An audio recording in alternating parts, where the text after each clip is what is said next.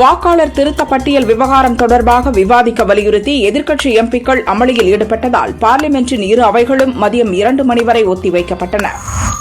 தலைமை தேர்தல் கமிஷனர் ஞானேஷ்குமாரை பதவி நீக்கம் செய்யக்கோரி பார்லிமென்ட் வளாகத்தில் எதிர்க்கட்சி எம்பிக்கள் ஆர்ப்பாட்டத்தில் ஈடுபட்டனர்.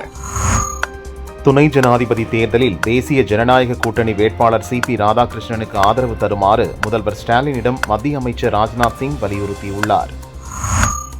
காஷ்மீரின் பந்திப்போராவில் பதுங்கியிருந்த லஷ்கர்-இ-தொய்பா அமைப்பைச் சேர்ந்த 2 பயங்கரவாதிகளை பாதுகாப்பு படையினர் கைது செய்தனர்.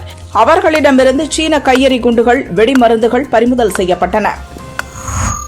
KRS அணையிலிருந்து திறக்கப்படும் உபரி நீரின் அளவு அதிகரித்துள்ளதால் காவிரி கரையோர மக்களுக்கு வெள்ள அபாய எச்சரிக்கை விடுக்கப்பட்டுள்ளது. நீர்த்திறப்பு அதிகரிப்பால் தமிழகத்திற்கு காவிரி நீர்வரத்து 1 லட்சம் கன அடியை தாண்டும் என அதிகாரிகள் தெரிவித்தனர். ஆவணி மாத பூஜைகளுக்காக சபரிமலை நடை நேற்று மாலை திறக்கப்பட்டது. இன்று முதல் ஓராண்டு காலத்துக்கான தந்திரியாக மகேஷ் மோகனரு பொறுப்பேற்றார். இன்று அதிகாலை 4 மணிக்கு நடை திறந்து நெய் அபிஷேகம் தொடங்கியது. பக்தர்கள் கூட்டம் நிரம்பி வழிந்தது.